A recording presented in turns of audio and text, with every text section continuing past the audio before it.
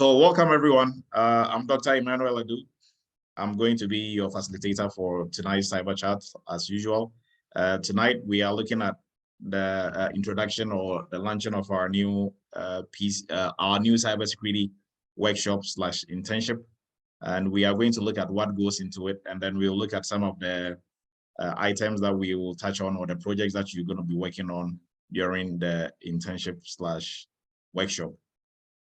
So I appreciate everybody's time. Like I always say, it's Friday night. You could have been anywhere else, but you chose to be here. A little bit about myself. I'm Dr. Emmanuel Edu. I'm a cybersecurity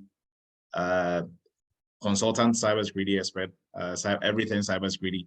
I'm the founder of Eretmis Academy, and I'm the CEO of Eretmis Inc., a QSA company, cybersecurity consulting firm based in New York. I've been in IT in general for close to 22 plus years. I've instructed in University of Maryland Global Campus and then also CTC in a while ago. I was an instructor there, right? So we are beginning off today by looking at our new cybersecurity workshop and internship that we are going to look at. But like we always do, we will first look at some cybersecurity news before we jump into the main event for tonight. And we have some students from the previous internship, like the ones that have graduated, and we have current internship students who might also chip in and speak to what they are doing currently for you to have a better idea of what to expect during the internship. And then also we have, I think we have 2 or 3 students or 3 interns from the previous class who have already gotten jobs already. And I think I've seen 2 of them on here, so they can also speak to how the internship helped them in their job search.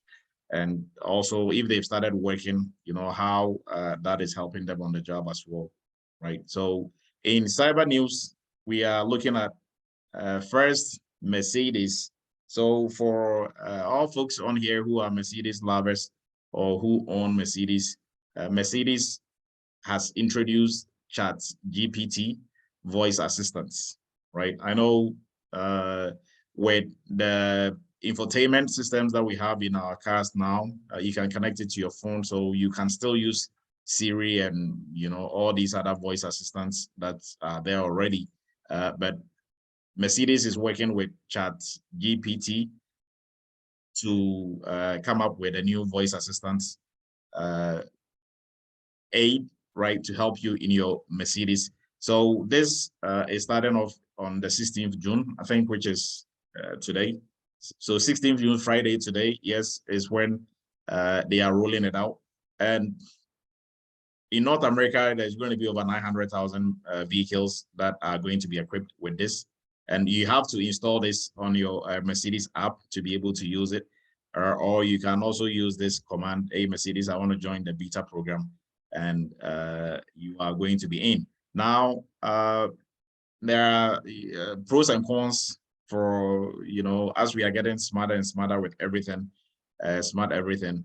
What do you think are some of the, you know, pros? What do you think are some of the disadvantages in introducing more stuff that will increase the attack surface for attackers, and which is going to be not so good for us, but, you know, really good for attackers. Now, this program is going to be rolled out through Microsoft Azure's OpenAI service that they have with Mercedes.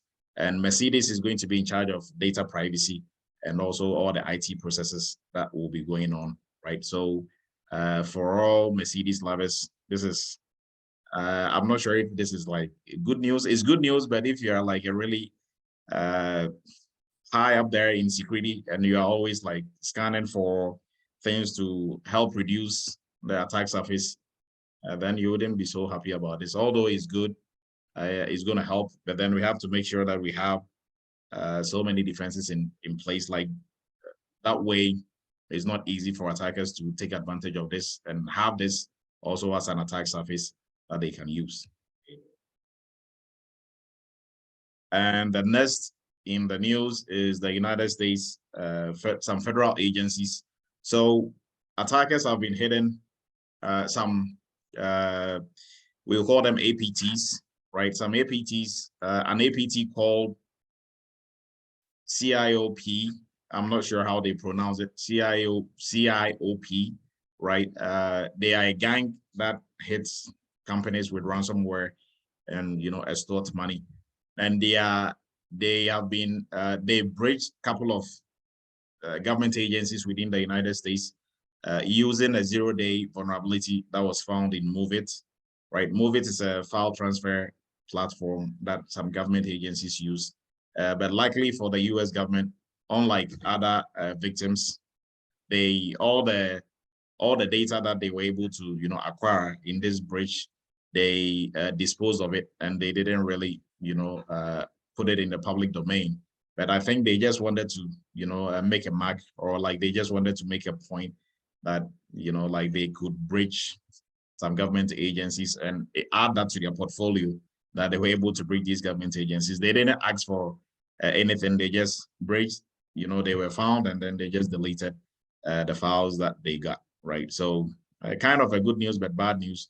I mean, good and bad. Now, some government agencies, they will know they have to set up when it comes to security. Now, that is for cyber news for the week. The most interesting was the Mercedes part, in my opinion, right? It shows how, far we've come in terms of the auto industry, right? So we are jumping straight into the workshop and internship, right? So the idea behind the workshop and the internship that we introduced a while ago, and that has seen a lot of students go through and become very successful.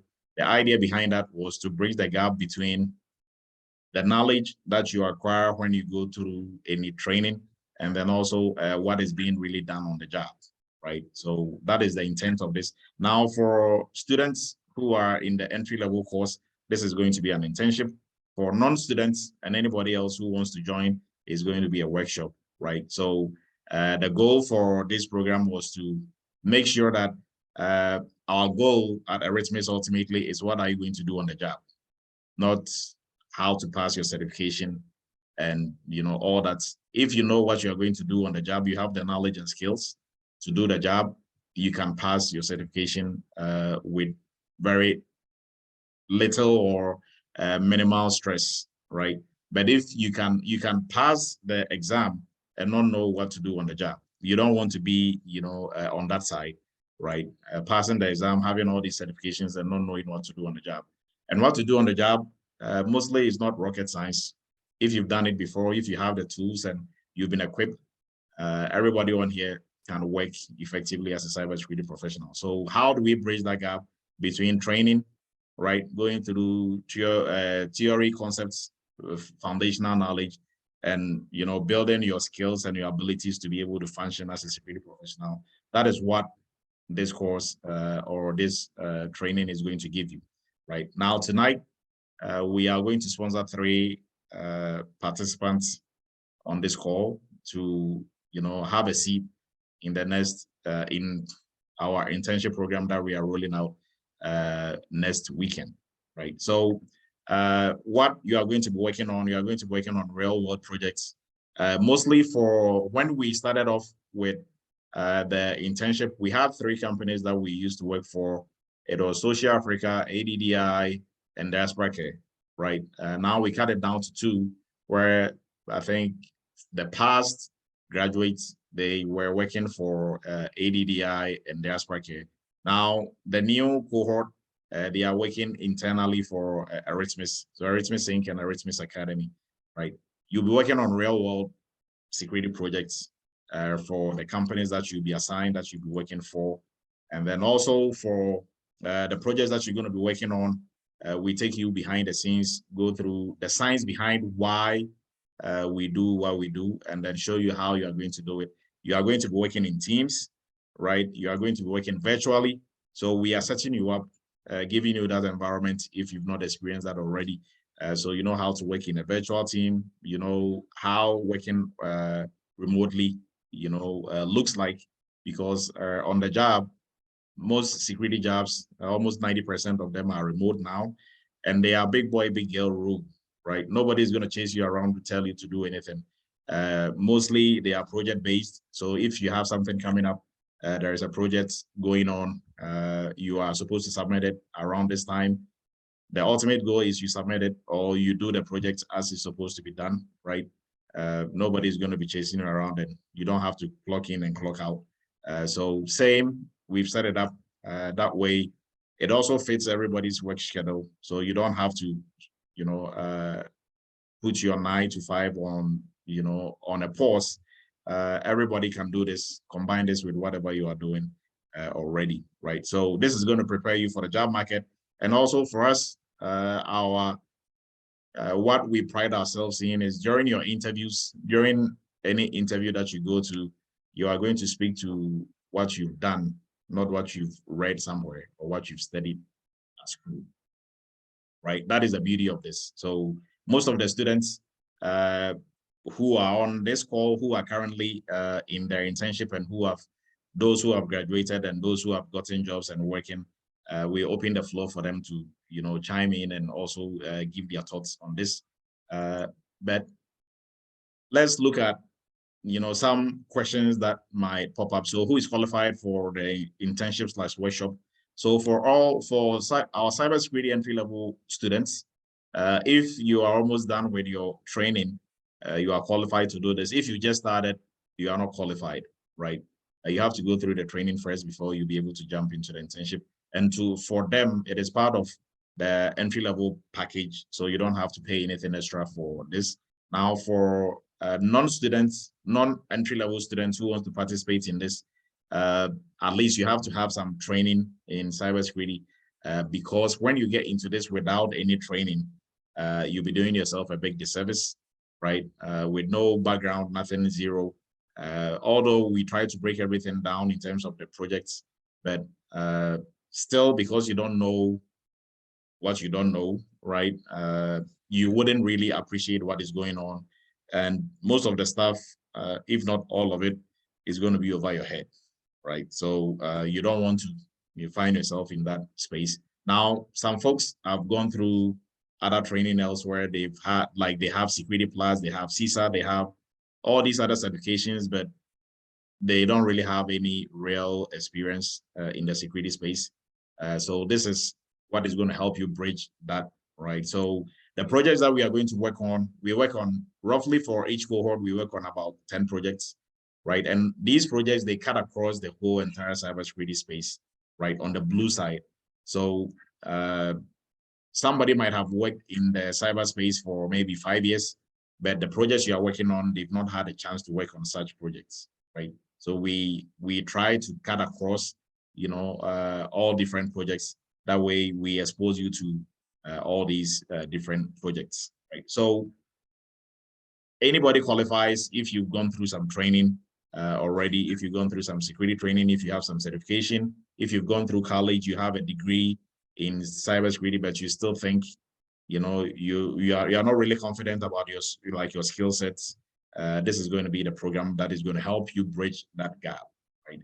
And how long is the internship? The internship mostly takes 2 months, right? But the current interns will tell you they've gone over 2 months. I think we are almost getting to 3 months, right? So the goal is 2 months is a set time, but if we are not done with the projects, we are still going to go on until we finish with all the projects that you have to work on for the internship, right? And this is done remotely, so you don't have to travel. You don't have to stop your 9 to 5. It is project based, right? So when we meet once every Saturday morning, and after that, you and your team will meet and discuss the project, and you are going to break it up, and different people work on different sessions of the project, right? So that is how we have it set up, right? And for our non-entry-level students, it's going to be a workshop. It's going to be a paid workshop, right? So for what is covered in the program, we will look at the curriculum of projects that we are going to be working on, right? But interns, they work on their roles, what job titles are going to be, are you going to assume, right? So for our interns, we don't limit them the projects that you're going to be working on, you are going to be working in the different tiers when it comes to hierarchy in the security space. So you'll be working as an implementer, you'll be working as a manager, you'll be working as, somebody in the C-suite, right? So you are working in different levels in different projects, right? So that also gives you that exposure. You have a better understanding of security as it cuts across the whole entire organization, right? Not just looking at it from just one lens. So you have the chance to work in leadership position, managerial position also as well. And we also targeting not just your technical, building your technical skills and abilities, but your non-technical skills and abilities as well. Example, your soft skills, right? Which plays a major role in security. Most folks on here who have gotten security jobs, if they want to chime in later on, they'll tell you that sometimes it's your soft skills that is going to help you scale the interview, not your technical knowledge. Most of the times it's going to be your soft skills, especially if you want to work in GRC or on the blue side. Soft skills, managerial skills, your leadership, your teamwork, being innovative, attention to detail, all those are some of the skills. How you communicate, those are some of the skills that is going to help you a lot. And we will build you up on that as well, because during the internship, you're going to be doing a lot of presentations. You are going to be holding meetings internally within your group and your team, right? So dealing with, different people on different levels, and that will help you build that skill sets also as well, if you don't have that already coming from wherever you are coming from in terms of career.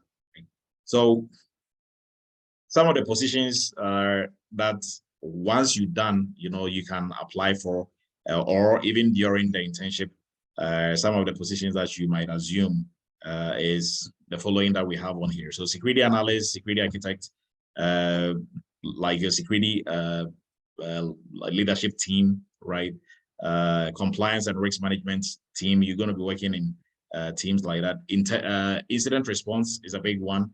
Incident response team. For our current interns, we are yet to, I think this week is when we are starting our incident response, right? So incident response teams, you are going to be working in, teams like that. And then also contracts and proposals. We've not really hit hard on that during the internship. Maybe this cohort that is going to start, we are going to look at that also as well, right? So show you how, proposals and cybersecurity contracts are made. Now, for our non-cybersecurity entry-level students, the price tag for this is 3,000, but we are doing early bird registration, which brings it down to 2,500. And even with that, we have split it where you can make 2 payments out of that, right? The link will be posted. Now, for our career path in terms of folks who wants to get into cybersecurity without any IT background or cybersecurity background, your first point of call is not going to be the internship or the workshop. It's going to be our cybersecurity for beginners course, right, which is free. That has a lot of really good info that will give you some situational awareness when it comes to security, right? And for after you've gone through that, your next stop is going to be the cybersecurity entry-level course. That is a paid course that covers everything that you need to be able to start working as a security professional, including the internship as well and job placement assistance. And before I move forward, so the internship also comes with job placement assistance, where we guide you through job search and then also help you prep your resume, cover letter, and all that as well, right? And do one-on-one courtesy interview prep as well. Okay. So for general cybersecurity, this is going to be the career path. You go from the free course to the cybersecurity entry-level course. And after the entry-level course, you'll be more than ready to sit for security plus, security analyst, and pass in flying colors, right? And not just that, the most important is what are you going to do on the job, right? So you can get all the certifications you want, but if you don't know what you're doing on the job, your certificates will get you inside the door, right? And your non-ability to perform is going to, kick you right back out. So this internship / workshop is going to help you bridge that gap, right? And for PCI, for folks who are already in IT or in cybersecurity who wants to build up their portfolio and get PCI under their belts, we have the PCI free course also as well, PCI for beginners, and then also you can get into the PCI specialist or expert class. Now, for our next PCI class is going to begin on the 26th, right? So this is going to be our next PCI class. And what is included in the PCI class, right? We have the expert and the specialist. Now, the big difference between, in terms of timeline, is with the expert is 4 months of training, 2 months of internship. With a specialist, 3 months of training, 1 month of internship, right? And the internship are similar to the cybersecurity internship, the cybersecurity internship that we just talked about, right? But this internship, the PCI internship, focuses specifically on PCI. Anything and everything PCI, right? We don't necessarily work on the projects on the normal cybersecurity internship, the PCI internship, because PCI is a beast on its own, right? And we don't have that luxury of adding to it, right? Because we really go in depth when we go PCI. So I'm going to leave it up here, and the link is going to be posted. Now I'm going to unshare my screen, and then I think we're going to do some shout outs to Mavis, Lumen, and Brian. Brian. So Brian got a job this week. I think this week or last week. Lumen did this week, and Mavis, but Mavis couldn't be here. Her husband is sick, so she couldn't be here, but Lumen is here. Congratulations, Lumen. We will give you the floor to, say a word or two. And then also we will give the floor to, I'll pick those that I remember who are in this current internship, and they're also going to speak to what they are doing currently in the internship. So go ahead, Lumen. Okay. Yes, hello, Dr. Adu. Thank you again. Thank you, everyone. Again, my name is Lumen Adetu, and I was a part of the internship, but before that, I took the entry-level course in cybersecurity. And to be honest, guys, I love it. And Dr. Adu knows me, I love all his courses, he knows. And that class was intense, technical, and it has everything, like, I don't know, he's a good professor. He knows how to prepare a course to the level where even I believe my child can take that course in the future and do cybersecurity. I believe so.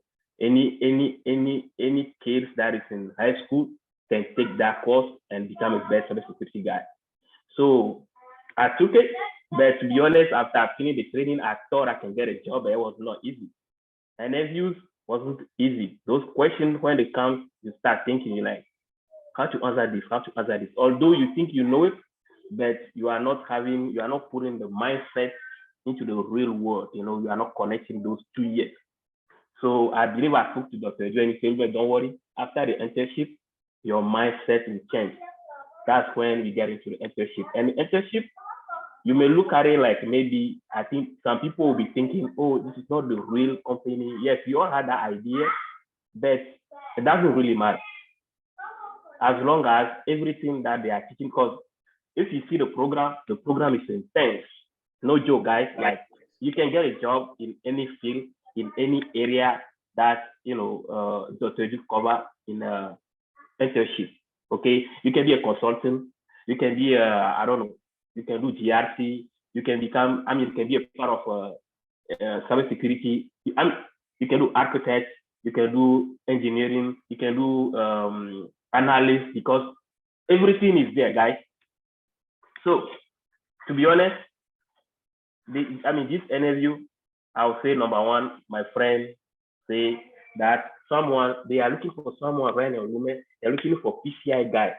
And I hear you were talking about PCI, I think you know a little bit. And I'm like, yeah. Can you send me the job description? Let me look at it. I look at them like, they are not talking about any PCI thing. It's just all about cybersecurity. You know what? Let me get my resume ready, and I call one of our, internship partner, like Michael, and Michael sent me his resume. Then I tailor everything. And guess what? I submit my resume, and my resume just bumped from level 1 to level 3. And then guess what? They called me for interview.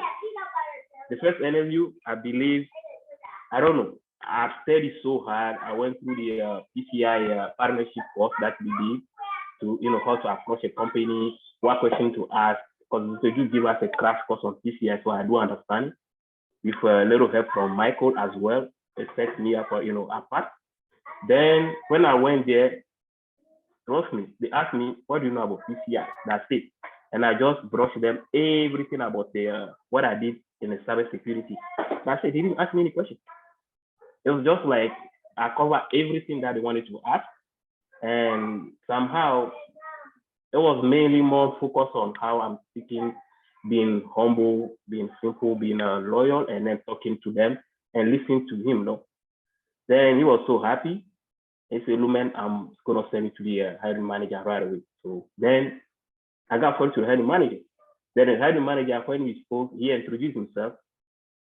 30-minute interview turned out to be like 10 minutes interview. He introduced himself, and then while I'm introducing myself, I just give him a rundown of my background, what I've done, how I was a team lead, what I've done about assessing the company, what are the tools that I've used, getting to incident response, framework. I brushed everything. It's okay. The only question he asked me was, what SAQ did you fill up? And I say SAQ 9. This is very good. That one is even difficult than SAQ 8. So I'll teach you how to do SAQ 8. Okay, I'm like, okay, thank you, sir. I'll be humble to learn. And that's it. And we start talking, and he was so happy because I was excited. I was honest with him. I was talking to him respectfully. And he told me right away, man, I like you. I want to work with you. I love your passion. I love the way you're excited, the way you are ready to come and work with me. And that's it, in front of me. And he just gave me the offer right away. Same day, the interview didn't finish. We still have like 10 more minutes, but then he got into CSSP. He said he's gonna teach me about CSSP, how to get visa. He's gonna coach me on everything. If I don't know anything, he's gonna help me. And that's it, guys. That is how, So what I've learned in all this is Dr. Ju always talks about, soft skills, managerial skills. I think that is what got me into this, because I told them about how I manage a project, the internship project cost about 600,000, and I was the leader of that project. This is how, I split down the task, I sent projects to people, and they love that. They even ask questions about, can you talk to upper management? Can you present me? I'm like, yes. So that's nothing. As a consultant, I go out there, assess organization, taking findings, prepare a proper presentation, and then present it to the board member, and then make the recommendation. So that's my daily routine job. So no one can bother say yes, very good.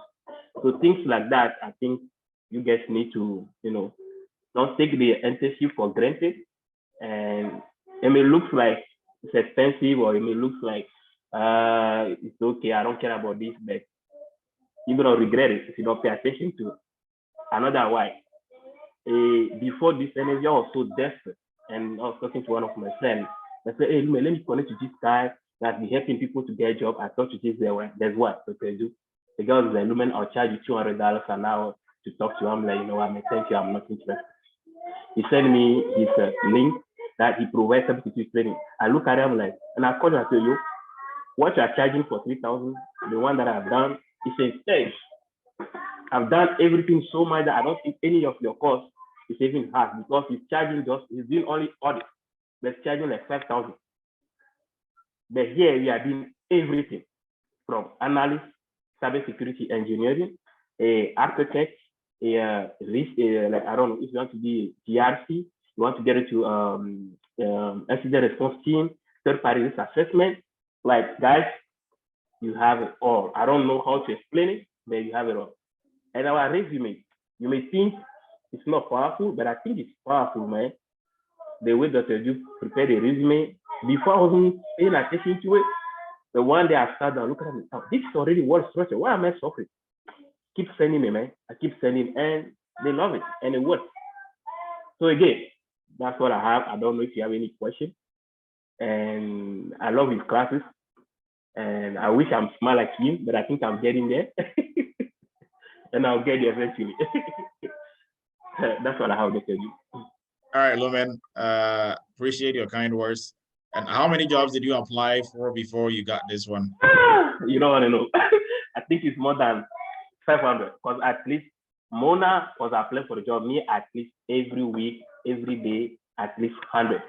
If you go to USA.gov, I can show you guys like I've been applying like every day. I did interview. This is I'll say the fifth interview.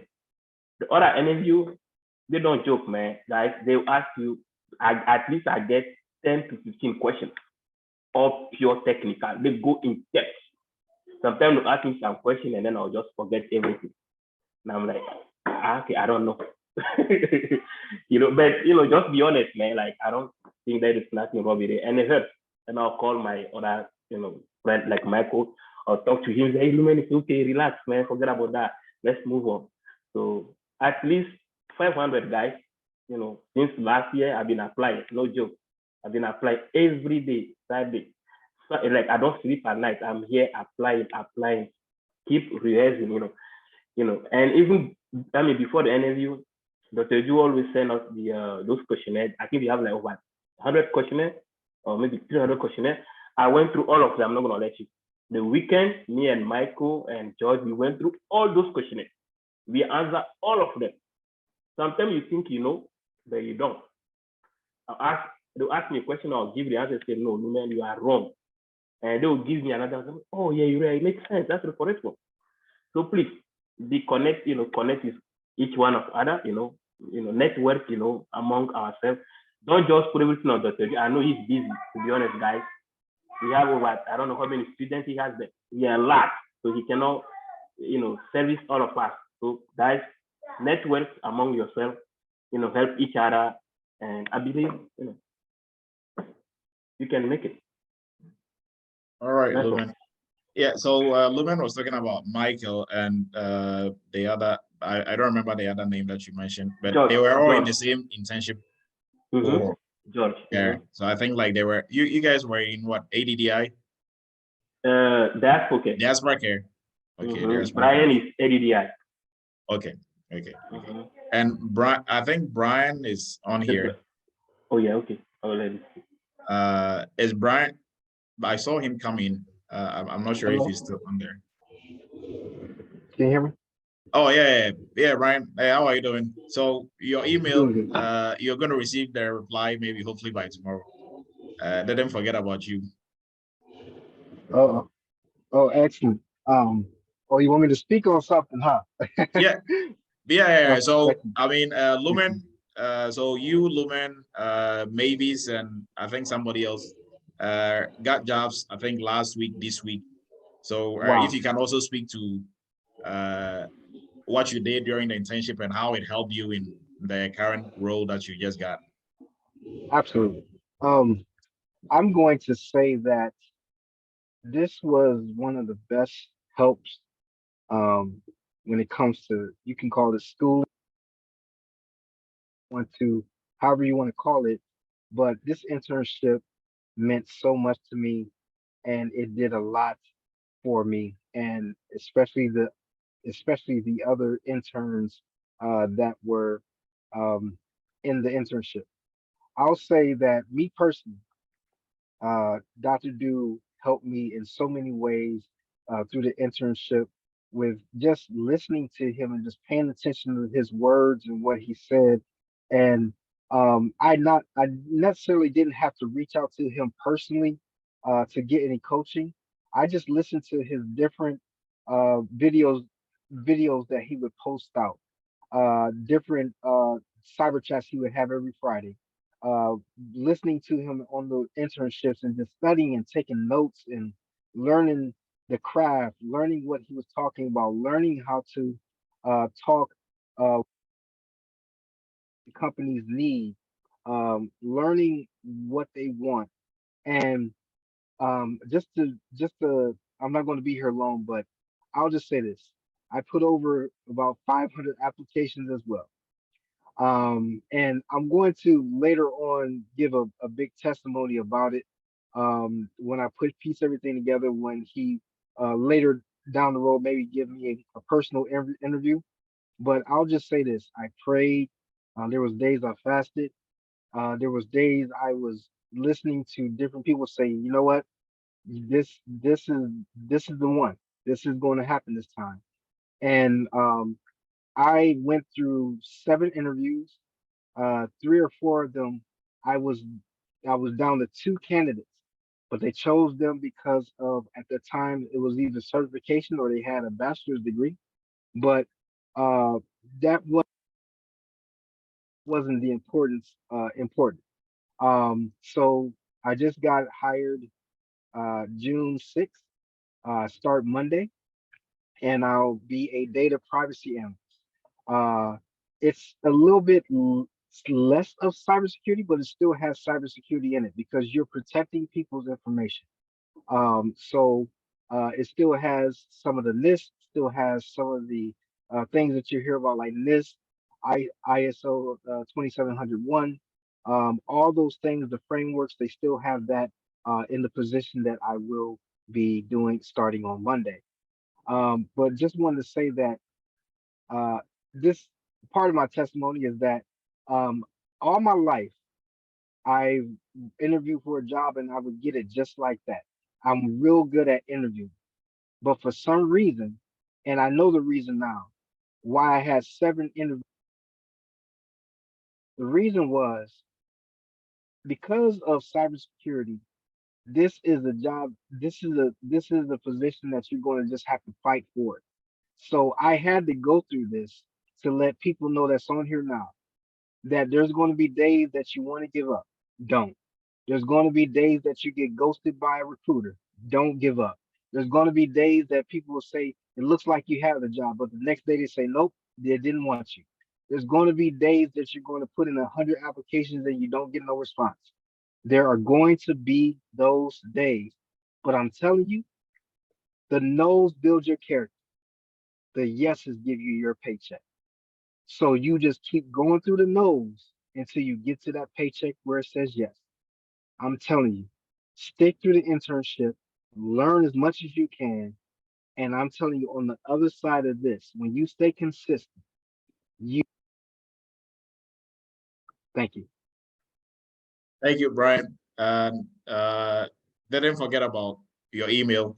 And remind me also about the ISO 27701.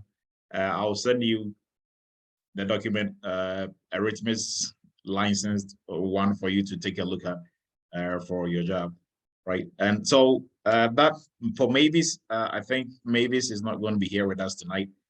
We have some current students or current interns who are, I think I can just looking at the screen, I can just, Malachi is the first person that I can see, and he's very active. So Malachi is as active as Brian and Brandon and Lumen and Mavis.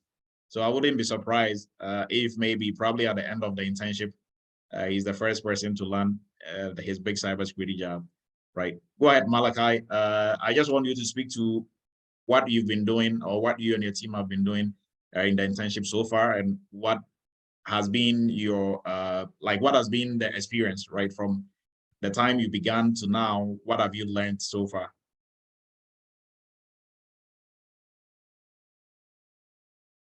If Malachi can unmute.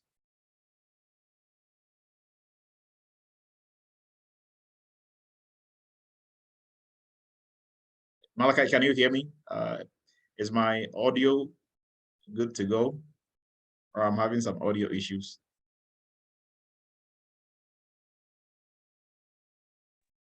No, we can hear you, Dr. Adu. Okay. So I think maybe Malachi is probably not close to his, I'm not really sure, but anybody else in the current cohort with Malachi and the rest?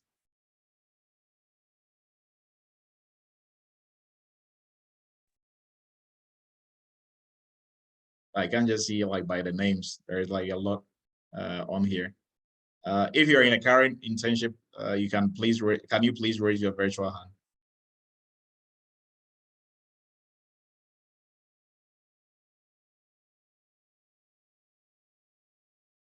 Okay, yeah, Fabi, yeah. So now I'm seeing everybody else. Or Randall. Oh,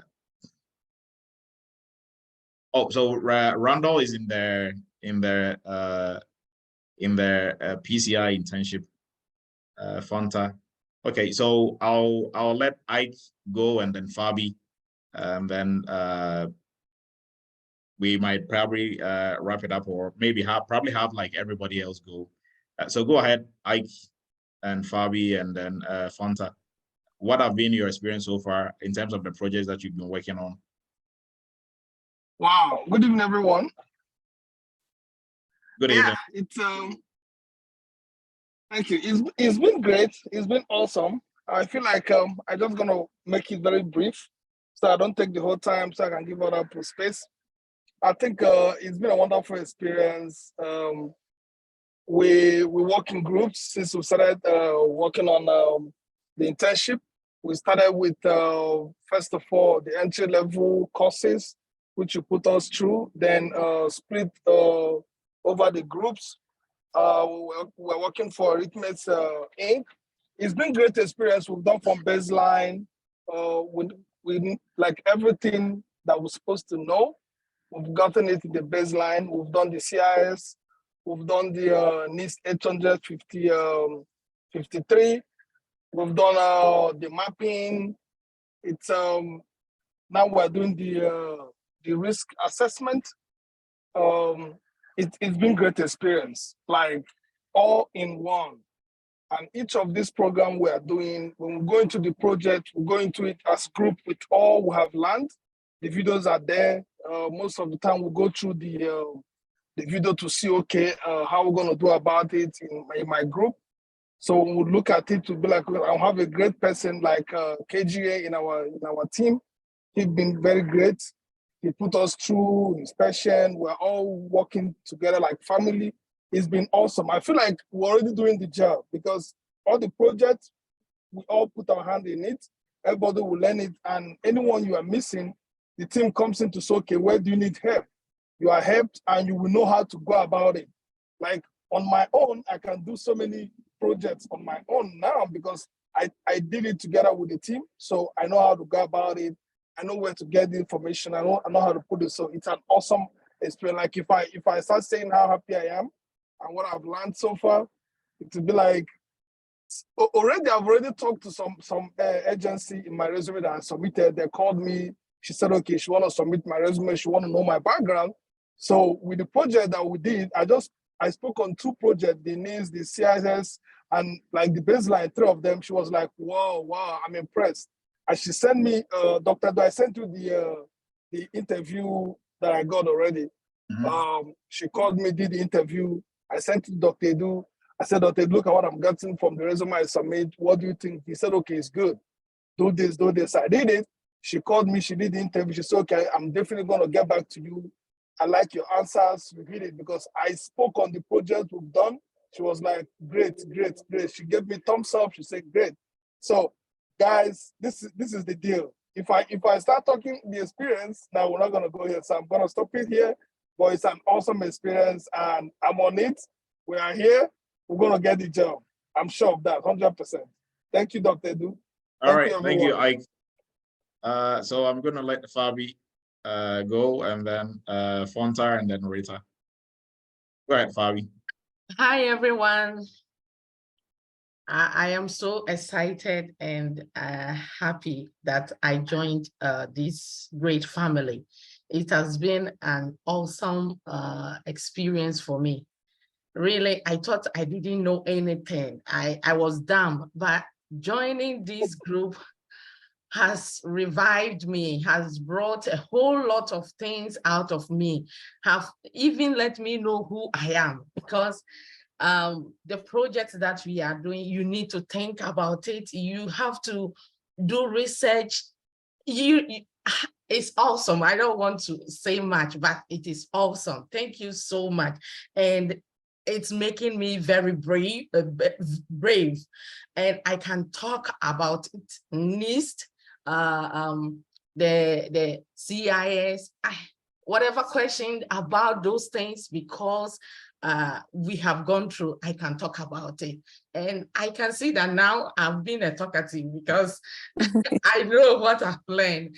Thank you so much. So joining this group is amazing. You learn more. Thank you, Dr. Edu, and God bless you so much. All right, thank you, Fabi.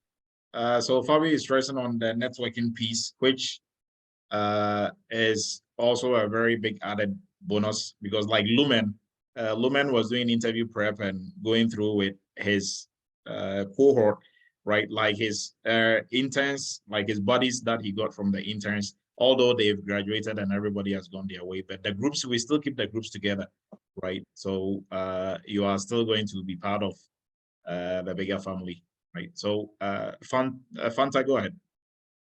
Fanta. Hi everybody. Ike have said pretty much most, but the most part of the internship is like once you join the program in the first place, you have a lot of doubt in your mind, like, okay, what is going on? What are we gonna do and stuff like that. And once you get into the internship, when Dr. Adu talked about the soft skills, that's very, very important, because working with groups, sometimes some people catch up, sometimes some people you need to call them and stuff like that. So it's just a matter of, you know, your way of handling people. Yeah, if you're a people's person and stuff like that. So the program teaches a lot. It teaches a whole round. But it's not only about specifically about the cybersecurity part, it's about what other skill set you could put it in place too. So I'm very, very grateful I joined the program.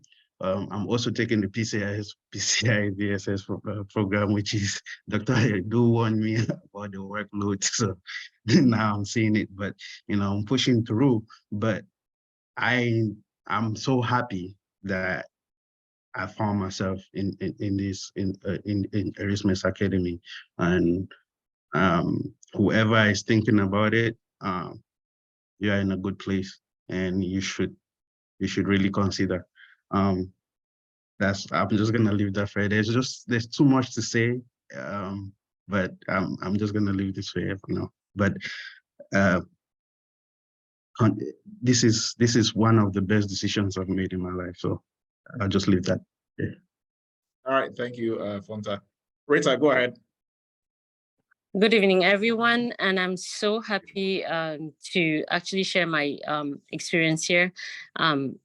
One thing that we always know is that there's too much advertisement for things that don't work, but I can assure you that this is a program that works, and we can all be here and be like, oh, maybe Dr. Edu is doing something, he's doing nothing to make us talk about the program.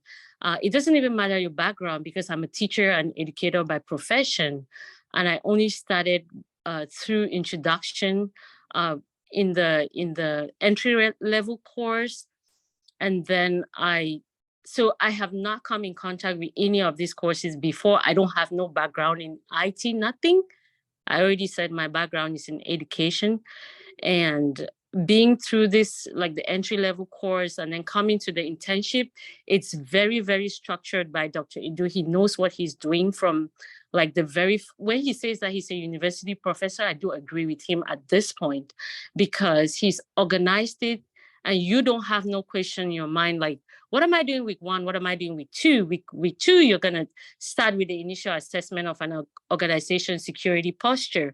And then you're gonna move to your organization's, you're gonna move to a baseline to develop just a baseline. You're going to create information security policies. You're going to talk about standard, like operating procedures. You're going to use the risk register.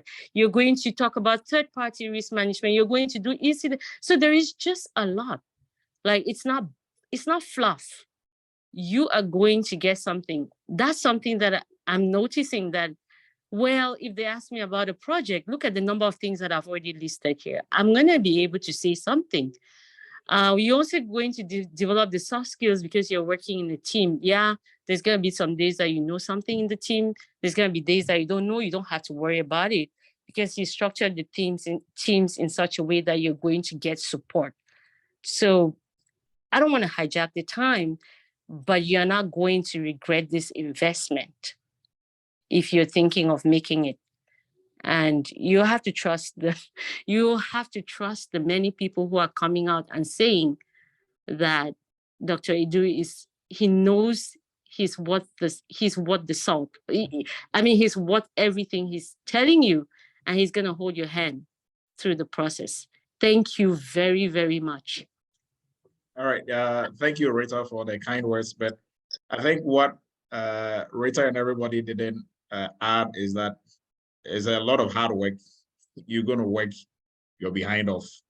So if you are not ready to work, then, you know, maybe probably this is not going to be the best route for you. So everybody in Eretmis Academy, PCI, CISSP, whatever course you are taking, you are going to work your behind off.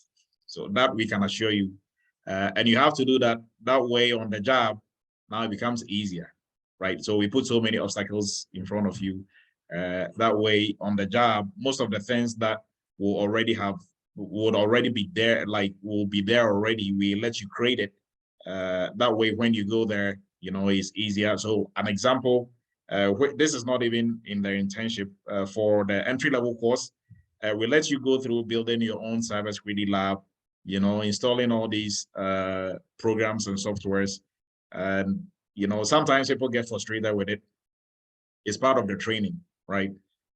So when you do get on the job, you are not going to be installing Splunk. You're not going to be the one doing that, but we let you do it in the course.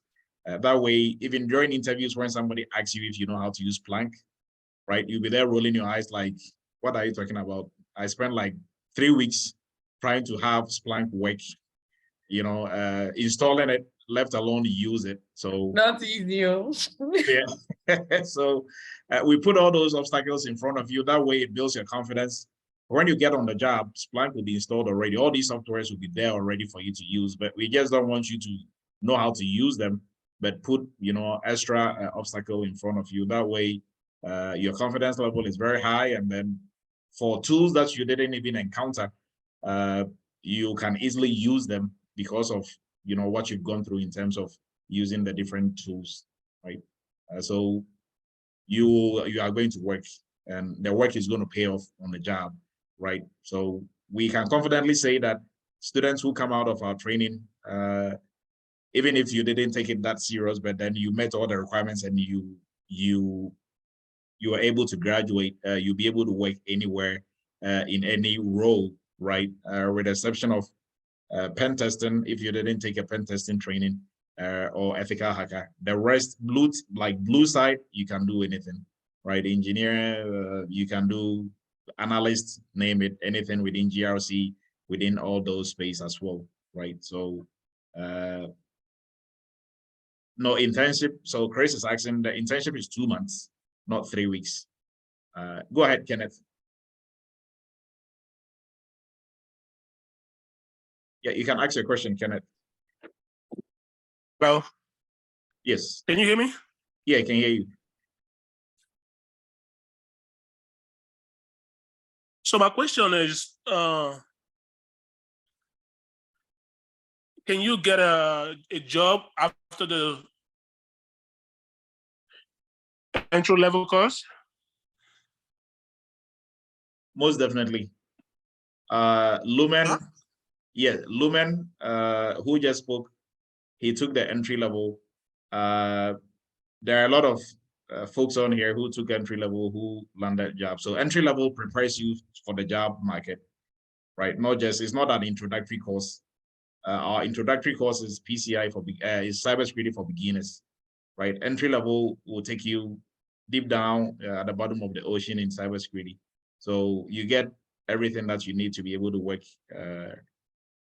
as a cybersecurity professional. And how long is the entry level course? So the entry level is, the course itself is 3 months.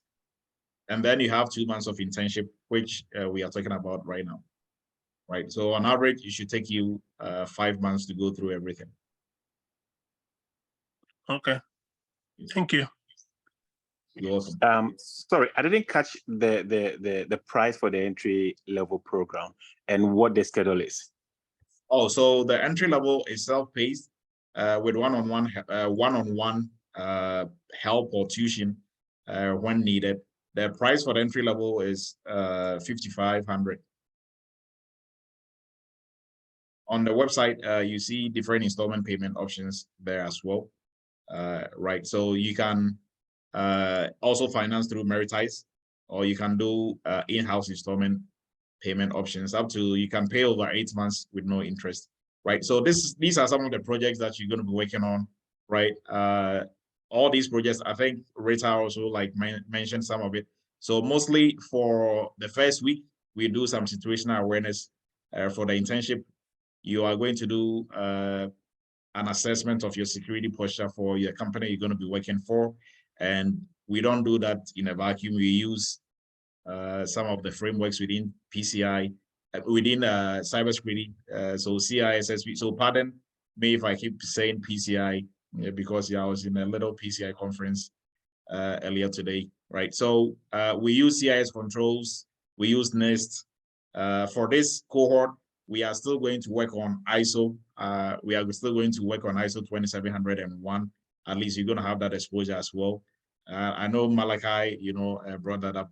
Now, the following week after that, the projects that you're going to be working on, we will jump into drawing baselines. So these, although they are set up like this, sometimes we add to the projects that you're going to be working on. And obviously, you're going to be working on policies, creating policies and SOPs and procedures and guidelines as well. And so the list of projects that projects that you're going to be working on is what we have on here: incident response, risk management, working on your risk register, looking at threat modeling, and then some of the frameworks within the risk space, which is MITRE and attack, big one, OWASP top 10, big ones. We are also going to look at that also as well. Incident response, business continuity, disaster recovery. We will look at all those. All those are going to be projects that you're going to be working on. So don't get this. This is not going to be like a classroom project that you're going to be working on. It's a real project that you're going to be working on, right? So once you're done with this, during interviews, you speak to what you've done, not what you've studied, right? And you also have the soft skills and everything else to back it up. The last project that mostly we work on is security awareness training, right? How to prepare security awareness training, what areas to cover in your security awareness training and all that, right? So the curriculum, I think this was emailed earlier on today. I think they did, but anybody who needs this, we can send it over to you for you to take a look at. But the projects you're going to be working on, a lot more, sometimes a lot more than what we have on here, right? So any questions for the group? I think there are some hands up. Yeah, Doc, I have my hand up. Yes, go ahead, Kofi. Yes, looking at your background, I'm pretty sure you're familiar with credential assistance. How would I activate that in the payment of in the payment for this course?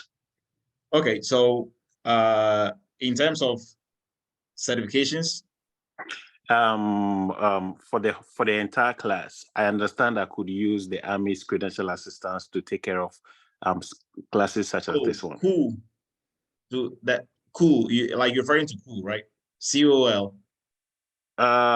This is CA, credential assistance. We have tuition assistance and credential assistance. The credential assistance is for programs such as this very one we are talking about. And so I want to that's find what out. I'm talking about. Cool. They call it cool. Okay. COL. Okay. Yeah, it's the credential assistant. Yeah. So I'm not sure if you'll be able to use it to pay for this one, because this is not necessarily. So for that, I've even used it for some of my certifications. Like when you write it, you can go back and get a refund from them, right? Okay. Yeah, so for if you are writing a certification, then you can use it. Okay. But because this is a training, I'm not sure. We probably have to dig into that to see if you'll be able to use it. All right. So I'm going to do that background check, and then I'll get back to you to find out how to go about it. Yes, yes. Okay. Please do. All right. Thank you. Yeah, Right. and also let me know. I mean, we all live to learn. I will also add that to my toolbox.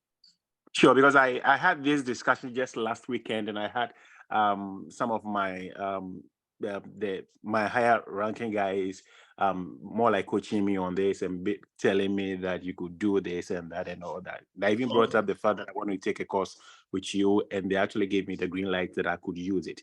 But I would still get back to them and get to the final point before we. Yeah, actually go to the website.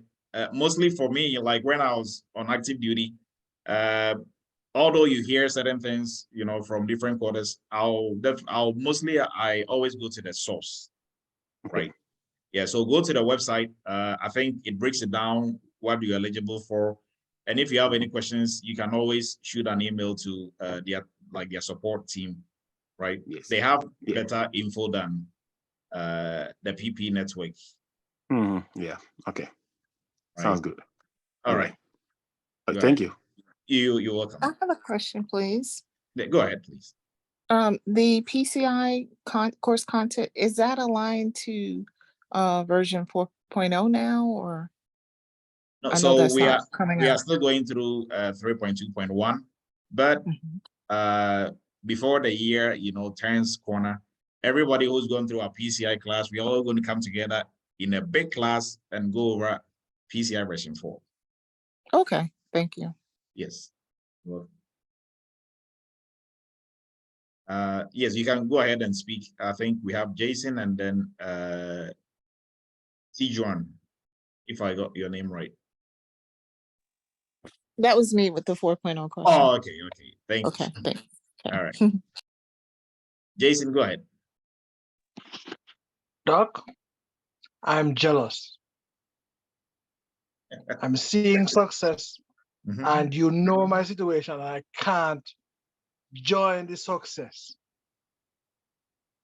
Maybe you could. We are going to ask some questions. Whoever gets it right will. 3 people are going to get a seat in the upcoming internship class. So hopefully, keep your fingers crossed. If you get it right. Okay, Doc, let's go. All right. All right. Hi, Dr. Edu. Yes, go ahead, Kofi. Did you say the emails have been sent out for the internship class? Because I haven't seen any email come through. No, it's not been sent out. I was talking about like the curriculum. Thank you. Yes. Nafi, go ahead.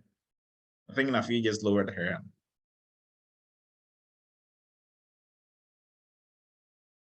Yeah, go ahead, Nafi. I wanted to talk to the lady that just asked for the version 3.2 of PCI. I don't know. Did she took the class? No, I didn't. I did the online kind of free material just to see what. Yes, I did. But I have a background in cyber. I also have a doctorate. But I don't have that specific PCI, and I want to switch over from just focusing on this so much. So yeah, I want to. Yeah, I just wanted to tell you that I am in the PCI course, and then we are about to do the internship, and so far is the best PCI course I have ever took. So just to let you know, if you're planning to do a career in PCI, this is the best course, because he goes into the details, and there's no way you cannot understand it. You know, he is very detailed, very, very, very detailed. So just to motivate you, if you want to take a class, PCI class, do that class. It's very, very good. Thank you so much. I appreciate that. Nafi, thanks for your kind words. I was thinking, I think I saw your email So you're gonna have a reply from David. I also saw it like on my side. So I think we looked at the curriculum already. We talked extensively about, I think there are some questions in here that we are going to address. And I think there was one last item. So the questions that we are going to ask to pick the lucky winners for tonight. I know mostly we will do early show, right? But today we are going to do some cybersecurity quiz. And before we do, I'm going to pick some judges. So it's not going to be me judging, but I'll pick some judges on here. And 3 judges. So if they all vote, if you get 2 out of 3, then you are going to be a winner. So this is going to be some random question that even if you Google, you're not going to find the answer. So don't even try it, right? So for the judges that I'm going to pick, is Michael on here? I'm not sure if Michael is. Yeah, I'm here. Okay, so Michael is here. Michael is going to be one judge. And then who else am I going to pick? I'm just going through the names. I'm not sure if Captain AJ was able to make it. Not sure. But if Captain AJ is not here, I will pick Lumen. Is going to be another judge. And then Brian is going to be the last judge. I was going to pick an extra judge, but that will be even, right? Then you probably have to get 3 out of. So these are just the folks who just came up, you know, in terms of judges that I want to pick. Now, the first question is this. What is the difference between, and I know like most folks who are currently in there, so if you're currently in the internship, you don't get to sit in it again. So even if you know this answer, that is fine. So in terms of governance, right? We know most people talk about GRC, right? GRC comprised of 3 main parts put together. So governance, risks, and compliance, right? When it comes to governance, everything in cybersecurity starts with governance, right? And in governance, we have a hierarchy of documentation. When it comes to documentations for governance, there's a hierarchy, right? If you can tell me the hierarchy, like the list, and then also after you've told me the list, I'm going to ask you the difference between 2 of the list in the hierarchy. If you get that right, you are going to be the first winner. So you can raise your virtual hand. We will let you speak, and then the judges will judge, right? So anybody wants to take this one? The hierarchy of documents, yes, of documentation. So, okay, go ahead. Go ahead. Yes, go ahead. Okay, the hierarchy should include governance. The 3 main components of GRC. Is that the question you meant?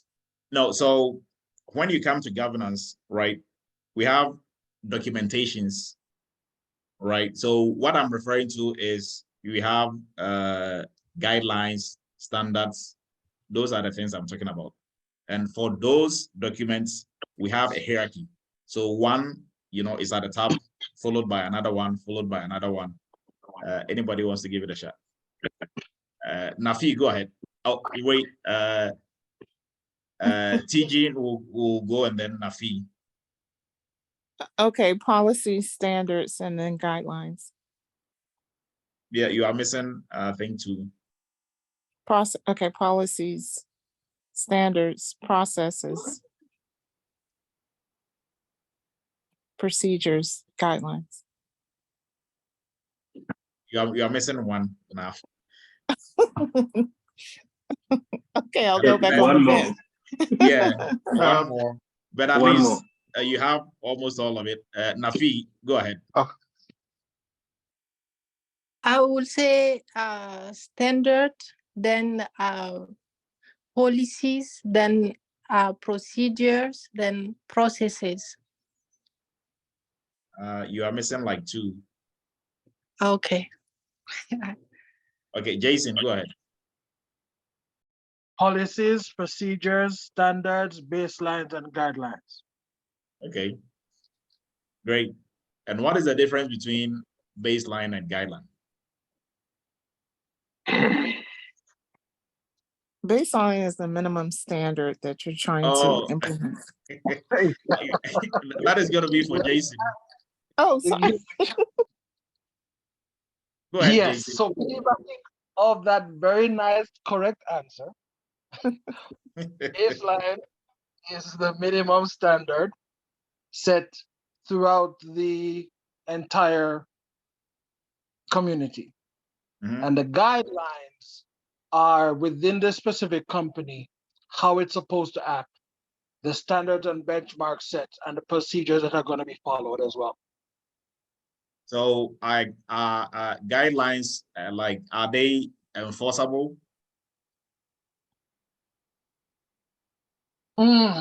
Outside of the company? No, within the company. Within the company? Would you want to know by who or? No, like, are they enforceable? Do you have to use it, or do you have to follow it, or is nice to follow? Because the guideline is a statement. It's a recommendation, so it wouldn't have to be followed, but it's just a recommendation and a suggestion. Okay, so the judges are going to vote. Okay, so good. Lumen? Yes. Yes or no? No. Michael? On Jason's answer, like, is he correct? I'll say he's done well. Next is going to be, but all the sounds is plenty. I've not seen anything that comes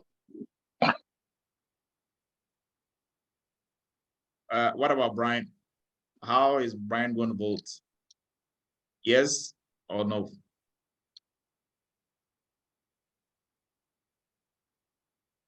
Oh, I think Brian.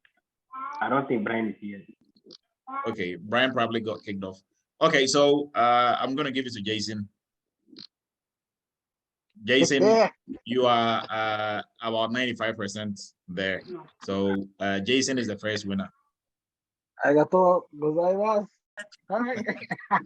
All right. So now, since Nafi and so the name, please correct me if I'm wrong. Tijan. Tijuana. Tijuana. Okay. Yeah. Okay. This, I think this is the second time that you are correcting me on it. Tijuana. Okay. I'm not gonna get it wrong next time. So Tijuana and Nafi, you did well, around 60% both. So the next question for both of you, and everybody else can also chime in, still within the compliance area. So mostly you hear about frameworks, right, within the compliance space, frameworks, and also you hear standards. So for PCI DSS, right, is the payment card industry data security standard, right? But then some people will say it's a framework. What is the difference between a framework and a standard?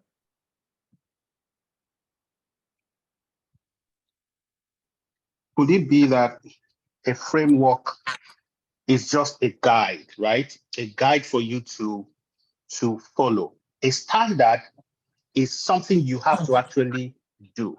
It's a standard that has to be followed. That's my answer. Okay. Okay, can I try this? I would okay. No, go ahead. Okay, a framework could be designed as a comprehensive and complex structure that outlines some set of guidelines, processes, and methodologies that could achieve a specific objectives. While a standard could be seen as a specific detail for criteria or something that requires that establish uniform and consistent with approach to a particular area of activities. Okay. I think I like that one.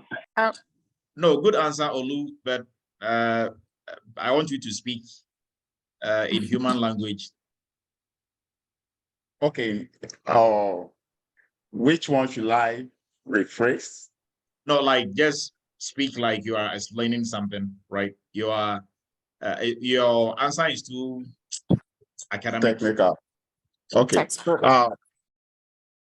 So for standard is kind of it represents a kind of a specific guidelines or criteria or something specific that defines the level of performance or quality or compliance in a particular field.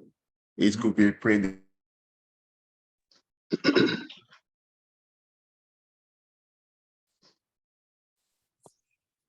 I would say a framework is kind of like a toolkit. So it has some processes and practices that can be considered based on an organization structure. And so the organization would pull from it as things apply. It may have to make some adjustments. A standard is more like a set of requirements in order to meet a certain benchmark. So that's how. Yeah. Can I talk? Can I go? Yes, go ahead. Okay, so a framework is a methodology or a process that may assist in the resolution or monitoring a particular standard within an industry, while the standard itself is the best practices that has been accepted by everybody within the industry as what is required. If you don't have a blueprint, the standard becomes the blueprint. So if you follow the standard, you have met the requirement. While the framework includes the standard that is either backed by law or best practice within the industry. Okay. Yeah, can I go now? Yes, go ahead. Okay, thank you. For me, I would say framework is actually a structure or a set of guidelines that provide a kind of foundation for developing and organizing a system. Why I'm going to say standard, in the other hand, is a guideline or a specification of it for a requirement that define a level of quality, consistency into an establishment. Okay. Great input. Let's go to Randall. Okay, thank you. Maybe consider that a frame, if you will, is that surrounding a picture, if you will. It creates focus, it creates a barrier, it creates, if you will, a structure. This is within the span, if you will, a frame of a house, if you will. But going back to a picture, if you will, frame around a picture, within the picture, you have barriers or segments, the tree, the pasture, etc. So at the point of the various segments of the picture, you'll have related standards related to those core competencies or focuses within. And then, you know, within the segments, those standards, they're focusing on those related groups, and i.e. they're focusing on the must-haves that they must do to, you know, fill the objectives within a structured manner. Okay. And to be audited, if you will. Are you doing it or not? Are you not doing it? Okay, great answer. But Randall cannot win because he already have 2 passes for the internship. So even if he wins, he cannot win. So, but great input. Just trying to help. Yeah. Sorry, I got kicked out. I don't know what happened. Okay, Olu, so finish up with your answer and then we'll move on to, I think we had some great inputs. Go ahead, Olu, finish up. So I was talking about a framework that is something like a comprehensive and flexible structure which outlines some set of guidelines, processes, and some methodologies to achieve a particular objectives. It could provide conceptual framework, sometimes like a conceptual model, or sometimes something like thinking about a particular subject or a problem. Framework, for instance, NIST framework could offer some kind of a high-level view that allow for customization of some adaptation for a specific key projects. While standard is like a specific or detailed criteria of requirement that establishes some of these uniform and consistent approach to a particular area of activity. So it could be a standard that was just sometimes PCI DSS. Some people think it's a standard, while some people think it's a framework. For me, I think probably it's more of both. It could be a standard, it could be seen as a standard, and sometimes it could be as a framework because it allows some methodologies in which a particular objective can be achieved. Okay. And I'm gonna let Julius and then Aku, and we'll wrap up this question and choose a winner and move on to the next question. Right, Julius and Aku, please go ahead.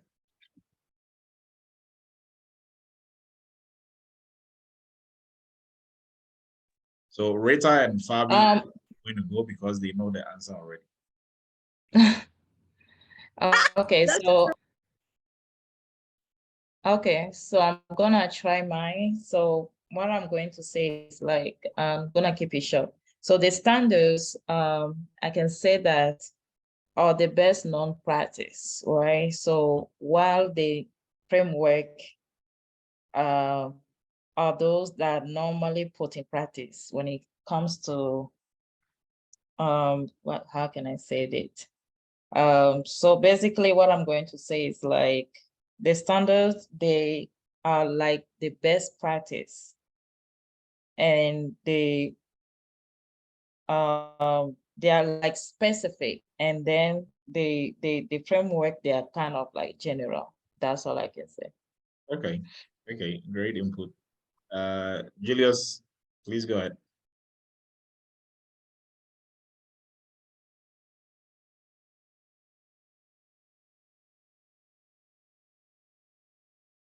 Or Awini, I'm not sure if you went already.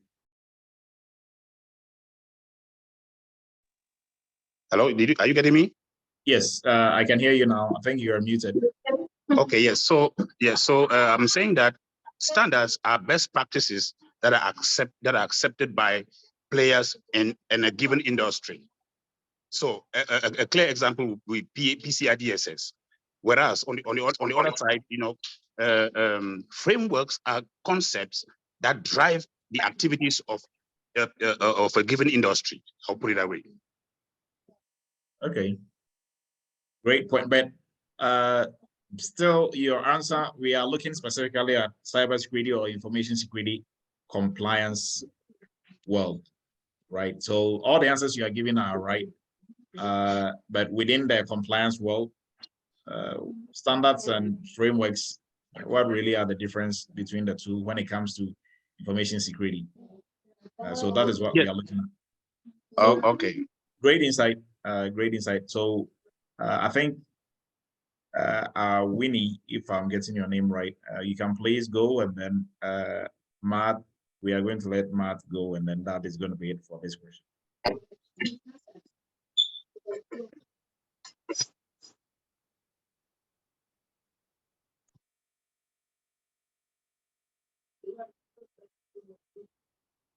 All right, Matt, you can go ahead.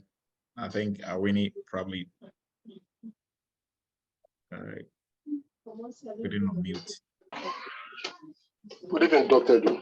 Yes, good evening. Yeah, I would say with regards to standards, I would say they're more of must do.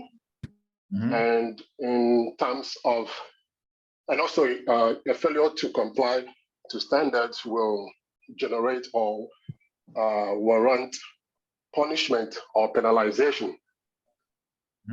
Why, with regards to framework, It's more like a general overview of things that could be done or best practices that are advisable, but necessarily are not penalized if failure to comply to. Okay. Thank you. Okay, great, thanks. So Lumen and Michael, hopefully you are tracking everybody's answer. Did I go? Yes, Arini, go. You are going to be the last. So if we look at, for instance, a risk management framework, a risk management framework can be something like a process or a methodology that is used to assess risk. And in assessing risk, when there is an evolution or resolution and then monitoring. So you use the risk framework to assess, resolve, and monitor the processes.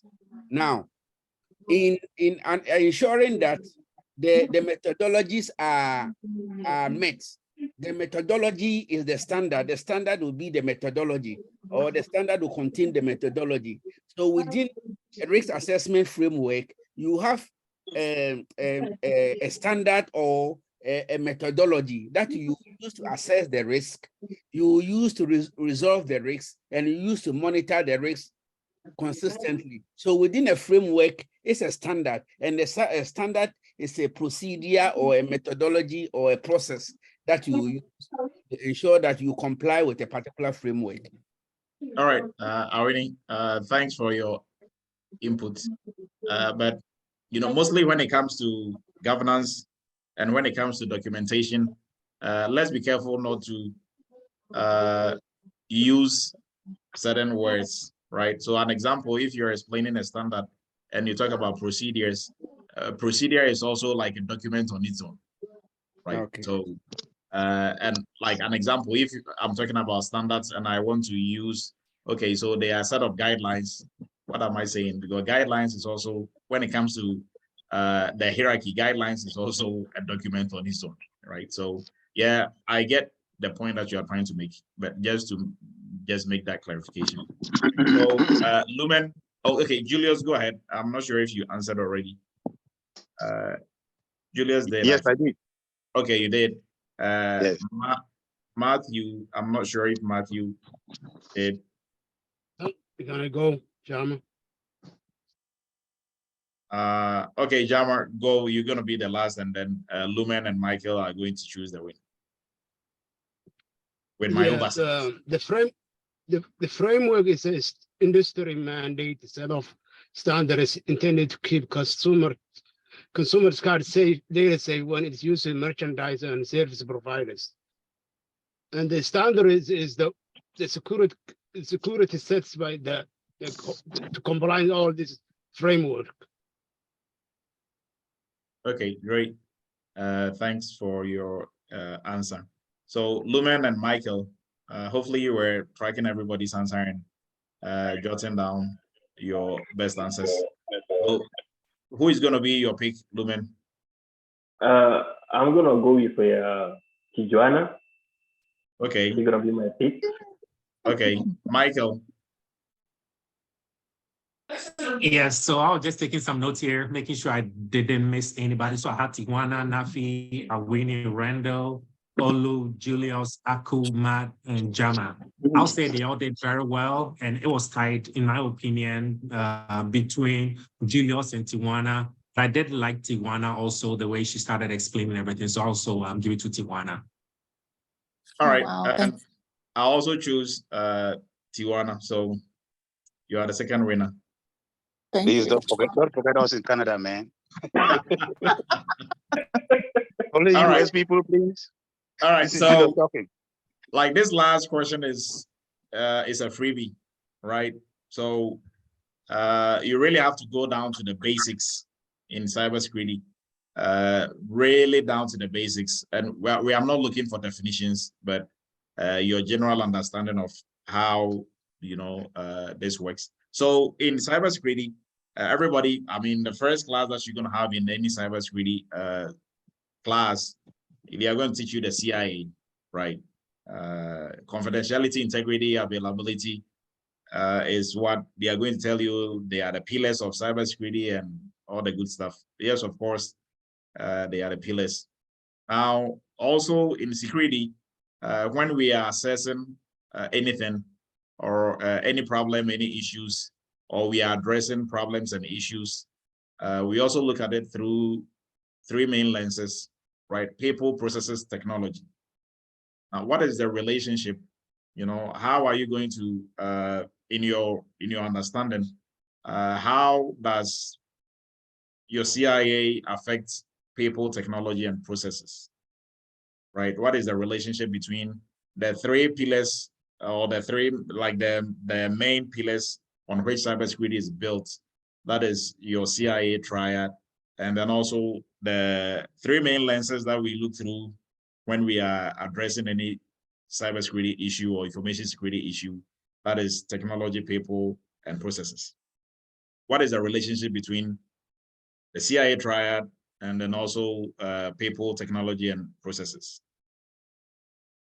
So this you cannot find the answer in any book or on Google, and it has to be something that you are explaining yourself, right? So it has to be in talking terms, not definitions or too academic, right? So are the hands raised from previously? I think they are all from previous. So I'm just going to lower everybody and then see new folks who are raising their hands.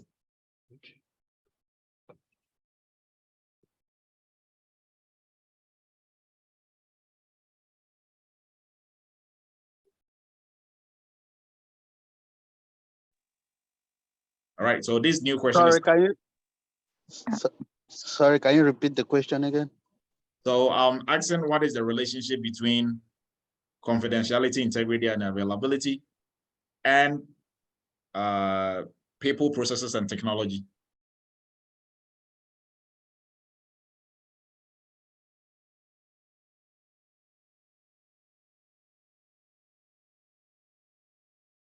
Can I go? Is your hand raised? We are looking at the virtual hands that are raised. So the first one that I am seeing here is Olariwa. Olariwaju. Olariwaju. Thank you. Yeah. I think I didn't see the last portion of your name. Sorry about that. Please go ahead. No worries. All right, thank you. Okay, I'm going to relate the CIA triad, the confidentiality, integrity, and availability. I'm going to relate it to the three main domain of ITGC. That is the logical assets, the change management, and the IT operations. And I'm going to relate the confidentiality to access control, to logical assets. Please hold on. That wasn't the question. The question is what is the relationship between your CIA triad and people, technology, and processes? Yeah, okay. That's what I'm trying to explain it, but I'm relating it to that, but I'm just trying to start from access control, the change management, and the IT operations. I don't think that is going to work. Just go straight to the question. Okay, I'm going to jump this. Dr. Adu, can I say something? I don't want the scholarship. I just wanted to explain something or make an observation. Can I go? To answer the question or just to make a comment? No, just a comment, and if it answers go the ahead, question, Vincent. I mean, as you already know, I'm already going to get an internship, and I've won a scholarship before. But my observation, because this is also a training for everyone, is some of the people giving answers, and I'm talking from someone who has gone through interviews, those answers, sometimes to prove that you know something is not by spilling all those technical jargons, is to be able to use the knowledge that you have, just like Dr. Adu does, and I'm saying this for everyone's benefit, is to be able to explain what you know in such a way that a less technical person can understand it. I'll give an example. If you're talking to a recruiter, most of them are just reading off a checklist and waiting for you to use some key terminologies. So like I was going to talk about how Olu answered the question earlier, even though he knew what he was saying, but if you don't know cybersecurity, you can't follow those terms. So I just wanted to put that out there that, hey, while it's good to know all the technical aspects of the field you're trying to come into, it's also important to learn how to explain things, just like Dr. Adu does in those videos, in such a way that the people interviewing you know you're not just reading off a list or just you've crammed everything, but you really know the stuff you're talking about. Now, if you want me to answer those questions, I might help, but I already have a scholarship and I'm also enrolled in the class. So I just wanted to put that out there, Dr. Adu.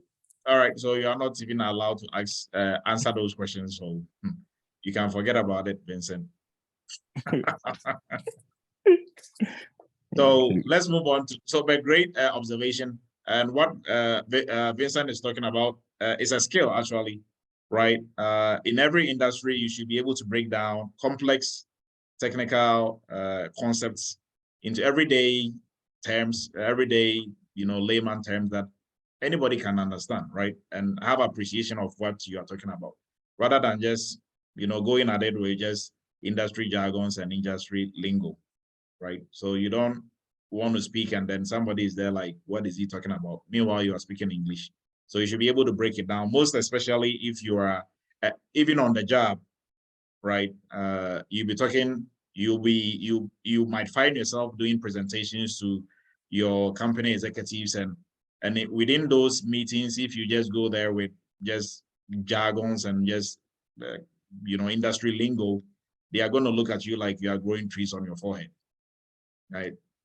Nobody's going to pay attention to you, right? And if you are to pitch to get more money for the cybersecurity, side of the house, you are not going to get it because they don't understand half of not half, like almost everything that you're talking about, right? But if you break it down to everyday terms and, simple terms, they'll be able to understand. That is why I will, let you rephrase your question if you just go, with cybersecurity lingo, right? Because that really, although it's good, it doesn't really show your mastery of the concepts and what you are talking about.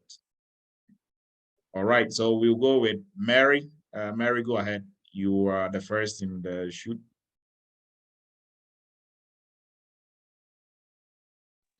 Thank you. So with confidentiality, I'm going to connect confidentiality and availability to people. When we talk about confidentiality, we know that it is we making sure that information is privy to the right people, and that those who have the authority and authorization are the ones seeing information, the needed information. So in order to make this possible, then process and technology does come in, because we need the processes, which will include the various frameworks and all, and the technology will be what we have in place to make these things work for the people. And in terms of integrity, we know that integrity is to make sure that the right people are seeing the right things.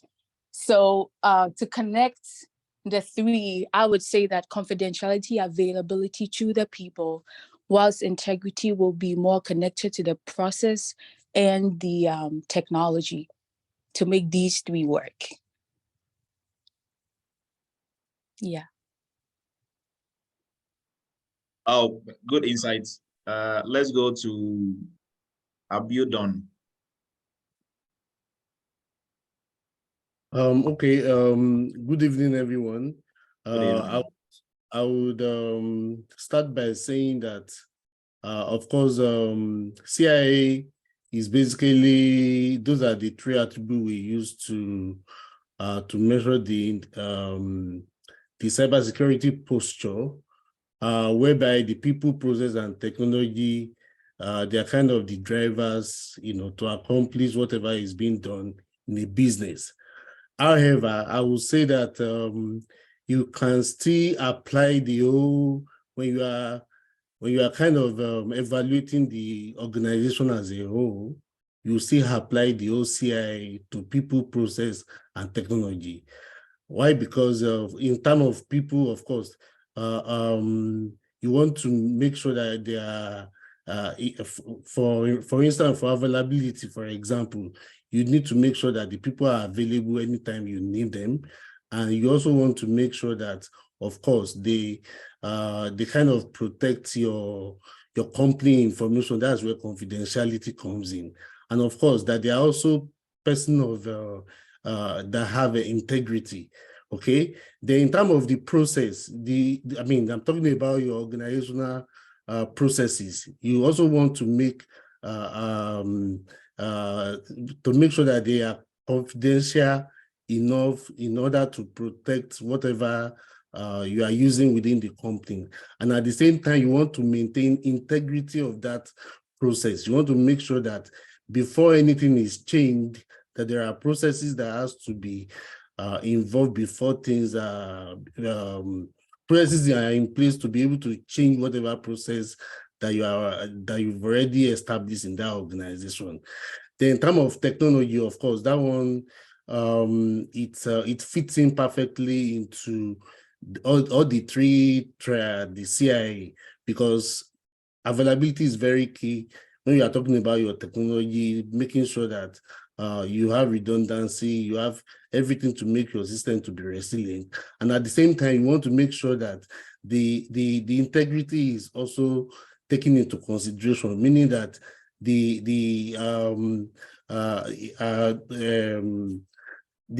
technology that you are using is safe enough not to be altered or be manipulated by unauthorized, people. And at the same time, confidentiality, because there are some technology that you are using that might be a trade secret for your industry. You want to make sure that it is also confidential, meaning that all the people that are using it, probably they signed NDA agreement or wherever to protect the integrity and confidentiality of it.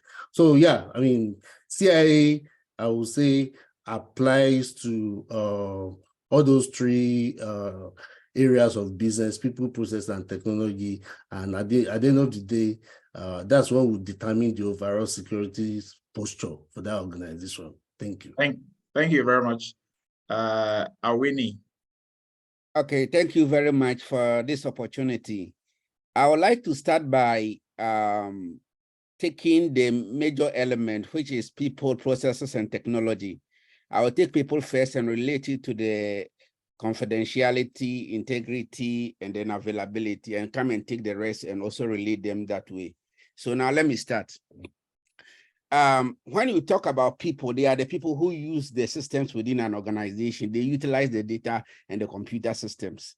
They play a significant role in maintaining the confidentiality, integrity, and availability. People form the weakness portion of information technology. In other words, they are the weakest link. So how do you maintain the confidentiality? Requires that you give people a lot of training for them to understand how sensitive information are. And in maintaining integrity, training is also required to ensure that accidental data alteration or data to wrong people are not carried out. In terms of availability, what I think is that individuals must also be trained to avoid a behavior that could lead to system failure or power outages that could lead to system failure, which may also require maintaining strong physical security, because they all form part of the people and the tripod. Peoples are often the most weakest link in the link to cybersecurity. So training is very critical. In terms of processes and procedures is how organizations use data and systems. So to be able to use and protect your data, you have to ensure that, for instance, confidentiality, you have to ensure that you grant access to only people who are authorized to use the data. And integrity is ensuring that the data is able to maintain its value and then being used for what it is supposed to be used for, not used for something else. Then in terms of processes, we have to ensure that in terms of availability, you have to ensure that processes are maintained in such a way that managing the resources will not lead to redundancy or failure or anything within the system or fall over. In terms of technology as it relates to the tripod, technology is about the asset, that is information asset, hardware, software, networks, the tech tools, and the others. So in my opinion, with technology, you have to ensure that there is an encryption protected by technology. And then you have to ensure that there's integrity by ensuring backups, controls, and version controls, all privacy in the data. And in terms of availability, you ensure that data is always available when it is needed for the people to use it. And then the system must be able to be resilient. That means that you have to manage the risk along the line to ensure that there is business continuity, and this business continuity should lead to resilience. Resiliency is just about being able to fail and recover and come back immediately so that the downtime will be short. And then we also ensure a quicker disaster recovery so that we will not lose money whenever the systems go down. In my opinion, people who must I think it's okay. it's okay. You made your point. Yes, let's move on to other folks. I think Jasmine had lowered her hand. Tunde is still here. Okay, Tunde, go ahead. Thank you. Okay, so just to reiterate the question, I know a lot of people have spoken. The question that Dr. Adu asks is that, what's the relationship between the CIA triad and people, process, and technology? Okay, the way I go about saying that is that we need people, process, and technology to be able to achieve confidentiality, integrity, and availability. The overall picture is that this is the macro level. We need a well-trained personnel. We need a robust process, and we need appropriate technology to be able to achieve the CIA triad. Now, when we neglect people, process, and technology, we weaken the overall security system of an organization. Also, most of the security lapses we've had happen into systems organization, right? The three main places it happens are people, the process, and the technology, right? So I'm going to summarize it because this is a macro level. We want to achieve CIA, confidentiality, integrity, availability. How do we get there? We get there through the PPT, the people, process, and technology. My son is 8 years old. He loves food. So when he wants to eat, right, he needs somebody to cook it, to cook the food so he can eat. So my overall thing is that we need a PPT to get to the CIA. Thank you. Thank you, Tunde. Nafi. Thank you. This is what's gonna be hard. Nafi, go ahead. I want to say that people create the technologies, people create the processes, and the technologies and the processes are means to achieve confidential for the data to be available and for CIA triad. Yes, for the CIA triad. Voila, that'll make it easier. That's it. Okay, thank you, Nafi. I think Abba, go ahead. Hi, everyone. So what is the relationship between the CIA and the people, processes, and technology? I'll start with people. I think people should be trained to protect PI, and staff should follow the guidelines, etc. Protect the network. For processes, availability of goods and services demands network security. I wrote down my thoughts. I wrote it down so that I'll be able to present it. It's necessary to train your users/staff to help educate and prevent. Okay, I'll just go on to the next one, technology. For technology, I said that cybersecurity is complex and people and processes have created an availability which creates convenience and accessibility. Thank you. Thank you, Ella. Yeah, great input. Great input. I think Julius is the last one to go. No, and then we have Jason go. But Jason is going to be just a comment because he won already. He can't win this one. So Julius, go ahead. Thank you, Dr. Adu. So I will look at it from a different perspective. So, you know, the relationship between the CIA triad and then technology, processes, and people, the key thing that brings them together is risk, vulnerabilities, and threats.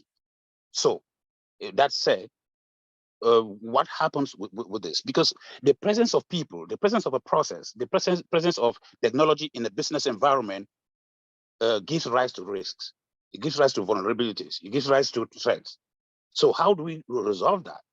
So in as much as they are putting controls in place to mitigate all of that, you know, the CIA triad comes in handy, you know, to ensure that, you know, the key players in any business environment, they know how to, they are guided by the CIA triad to be able to implement the different standards and the different regulations that are put in place. So which is to say that, you know, all their efforts, you know, all the controls that are putting in place, they go a long way to ensure that the systems are made available, you know, that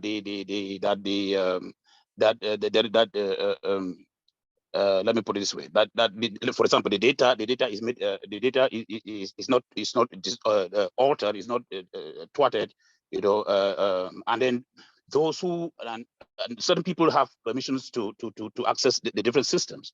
So, which is to say that that's why, for example, that's why you have the identity access management and things like that. So in a nutshell, the key thing that relates or that connects the two entities is risk, threats, and vulnerabilities, and for them to be addressed, you know, the CIA triad comes handy, and of course that goes hand in hand with the different controls that are put in place to mitigate the risk and to make sure that information doesn't disappear, it doesn't get altered and so on. Okay, thank you very much, Julius. And I think Jason will be the last to go for this, and then we will pick the winner for this. I think I have my hands on too, if you could mind. Oh, Olu, okay. Oh, sorry about that. You are all bunched together. So go ahead, Olu. Is it Olu or Jason? No, Olu, go ahead, and then Jason will go last. Like Jason is the last in the line. So go ahead, Olu. Okay. For me, CIA triad, these are the core principles of information security, and they have a significant impact with the people, technology, and processes. So I would like to relate them under three basic headings: people, technology, and processes. In terms of confidentiality, people play a crucial role in maintaining the confidentiality of information. So we need security policies where people need to handle them with the sensitive data appropriately, and also follow some control procedure to prevent unauthorized access. In terms of the integrity parts, people are responsible for ensuring the integrity of the data by following some established processes, including maintaining some of the accurate records, detecting and reporting some of the unauthorized modification or tampering. In terms of the availability as relates to the people, people contribute a lot to the availability of system and services, drawing to some proper maintenance of the practices, including prompt reporting of any issues they notice, and also in participating in some of the disaster control and disaster recovery, plus some other business continuity efforts. So going towards the technology side of the ISO, when you look at the technology in terms of confidentiality, technology provides some means to enforce confidentiality, such as measures including encryption, sometimes also including access control and secure storage. So it enables people to protect some of this sensitive information and data, and also try to restrict some unauthorized access to the system, and so also unauthorized access to the individual. In terms of the integrity part of the technology, helps to protect and maintain data integrity, and also by implementing some measures, such as sometimes we could use checksum or digital signature, validating mechanisms. And it's also try as much as possible to help us to ensure that data remains unilaterally during storage. Looking at the availability part of it, technology plays a crucial role when it comes to availability of systems and services. It helps us to deploy some robust hardware system, implementing some redundancy, and then also failover mechanisms. We can also use technology to utilize monitoring the alert system, and sometimes in terms of trying to detect and mitigate some potential disruption, which could happen at any point in time. So going towards processes, So I think, Olu, not to cut you short, but we have to wrap it up. So mostly, like, your answers were supposed to be very brief, but okay, I think so let me just put it in conclusion. Yeah, so wrap it up. Okay, so in conclusion, we could always say that CIA tried people, technology, and processes are interrelated. They are extremely connected. You need people to ensure the confidentiality, integrity, and availability of information technology. And sometimes we also need effective coordination among the people, technology, and processes to ensure that we have a strong information security, and also trying to mitigate risk and data system. Thank you. All right. Thank you, Olu. Jason will go last, and then that is going to be it. Go ahead, Jason. But Jason should be very brief. Yes, Doc, is there any way, if I answer this question interestingly, is in the most interesting manner, that I could get bumped up from the internship to expert? Yes or no? No. No. Okay. So I'll keep it short, keep it even better. So for my explanation, before I do PPT, I say HN, human nature, because some people don't want peace, they want problems, always. So in that part, PPT works to defend the people from themselves and from bad aspects of human nature. So in terms of confidentiality, making sure people who are supposed to get the information get it. In terms of integrity, making sure the source is correct, making sure the data is corruption free, not tampered with, and also available, making sure that the people who need the information have it. Those three pillars work with the people at the end being trained properly to stay professional, to help IT professionals stay aware of the emerging threats, of future threats, and also past threats, while using proper tools and technology and the best practices possible, along with the rules, guidelines, and practices to maintain the proper security. I hope that helps. All right. It does, Jason. Thank you very much, Jason. With that, I will move to our judges, Lumen and Michael. So Lumen, who is your top? Yeah, Dr. Edu, honestly, this is a tough decision. And some of those answers were so long. Everyone is so smart. You don't really know who to pick, to be honest. I think there is a girl that went first. She did well. Awini did well as well. There is, I'm sorry, but I didn't catch his name, but because it came here on a Zoom, it says Zoom. That guy did well as well. and Olu did well as well. Everybody else did well, like everyone did good, smart. To be honest, I was thinking giving it to Awini and the girl that did first, both of them. Like, you have to pick one. Awini and who? Yeah, there's one girl, I think it's Christiana, if I'm correct. He's talking Mary. about Yeah. Mary. Mary? Yes. Mary, yeah. Mary won first, and then Awini, yeah. So those two are the one I'm voting for. All right. What about Michael? I don't know. Okay, thank you, Lumen. Michael, go ahead. Right. Just so going through my list here, making sure I didn't miss anybody. So first we had Olanre Waju, we had Mary, Biadun, we had Awini, Zoom user, Nafi, Christian Bradley, Julius, Olu, and Jason. I had my top three. It was very difficult, like Lumen said, tied. So Mary did exceptionally well until Awini came in. Awini also did very well. And Julius was also impressive. So for me, I'll probably tip the die to you, Dr. Du. For me, my top two will be Mary and Awini.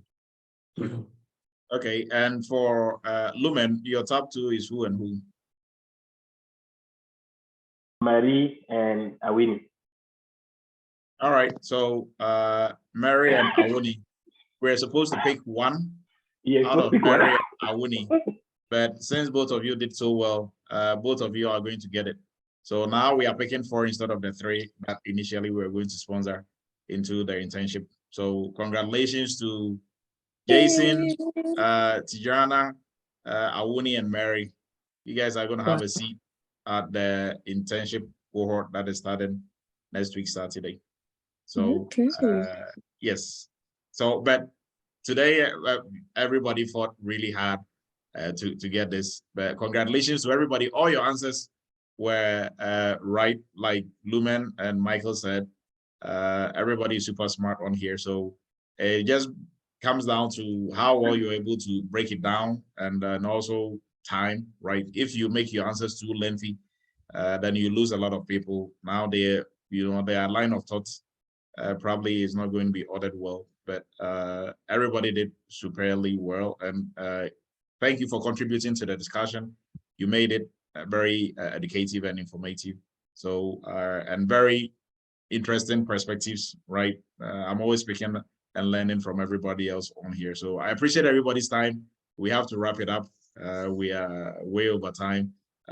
Next week, we're still going to have Cyber Chat, God willing, Friday night. But I continuously applaud everybody for always showing up on Friday nights, where you could be anywhere else, but you chose to be here with the Eretmis family, and also to learn and develop yourself as security professionals and aspiring security professionals. We'll meet again next week, God willing. Have a blessed weekend. And the recording is going to be posted. The live session is also automatically recorded on the YouTube channel, so you'll be able to get the information on there. And for all folks who are interested in the internship, the link was posted in here. It will be posted again. If you have if you have family members, friends who are interested in this, let them know. And then also for anybody else who's looking to get into cybersecurity, let your friends and family know Eretmis is the place to be. We are a family. We treat you as a family, which you are, and we are going to help and make sure that your dream of switching careers becomes a reality. I appreciate everybody's time. Have a great weekend, and we will meet next week's Friday night for Cyber Chat. Thank you very much, Doctor. Thank you very much, Doctor. Quick question, Doc. Go ahead. Doc, I would like to say something quick before you go. Yeah, go ahead. Yeah. Go ahead. Yeah, this is Leonard. Yeah, thanks so much. The last question was super.